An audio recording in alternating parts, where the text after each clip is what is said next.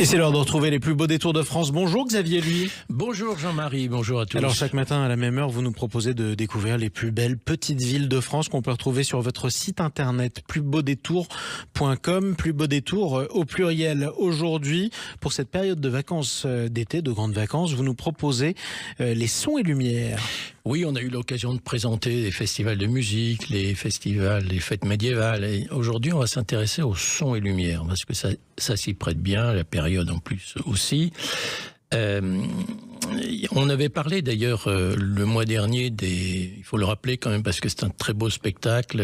Vous pouvez déjà prendre rendez-vous pour l'année prochaine, Les Misérables à Montreuil-sur-Mer, dans le Pas-de-Calais. Mais il y a encore plein de sons et lumières à venir à Brantôme, dans la Dordogne. Ah oui, le Haut-Périgord, les 9 et 23 août. Alors il y a des joutes nautiques sur la Drône et des projections, vous savez comme on fait maintenant en vidéo mapping sur l'abbaye qui est juste à côté, enfin qui est au-dessus de la Drône. Et on est vraiment Brantôme, c'est un de nos très très beaux détours. Et puis il y a des châteaux qui se prêtent évidemment à ce type de spectacle. C'est le cas à Valençay, dans l'Indre. Vous aimez bien Valençay, vous avez raison, c'est très beau. Oui, le château est magnifique, l'ancienne demeure de Talleyrand. Oui. Et il y a un spectacle grandiose, vraiment, au cours duquel des oranges se transforment en princesses. C'est magnifique. Hein. Le tout ponctué par un magnifique feu d'artifice. Donc il reste encore des dates à partir de demain, les 9, 10, 12, 13 et 14 août. Donc voilà, préparez-vous à vous rendre à Valençay. Tiens, vous parliez de Talleyrand, la ville dont il était évêque, justement, Autun. Il y a quelque chose à voir. Et oui, autre ville liée à Napoléon. L'histoire, alors là, on nous raconte l'histoire de la ville d'Augusto Dunum dans le cadre d'un grand spectacle avec danse et action équestre.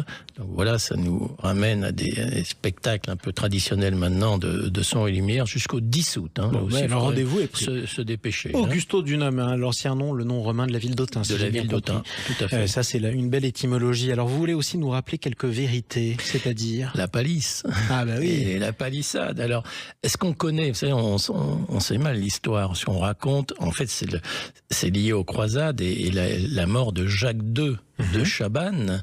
Et alors, on a raconté un quart d'heure avant sa mort, il était encore vivant. Ça, c'est l'exemple. Il était encore en vie, en fait. Voilà, un quart d'heure avant sa mort, il était encore en vie. C'est l'exemple type de la palissade. En gros, c'est une phrase qui explose une banalité évidente. Sauf que, en fait, ça a été mal rapporté. On disait un quart d'heure avant sa mort, il faisait encore en vie.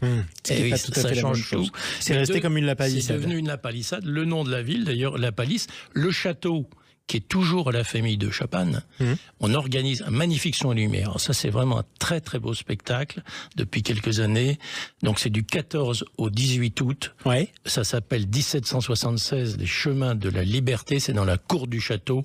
Je vous le recommande fortement. Eh bien, le rendez-vous est pris, tout simplement. Merci pour le conseil, Xavier Louis. Je rappelle aussi que dans toutes ces petites villes de France, vous pouvez vous rendre dans les offices du tourisme et vous faire offrir le guide édité par Michelin, les 100 plus beaux détours de France 2024. C'est la 26e édition quand même. Bravo Xavier Louis, à demain. À demain.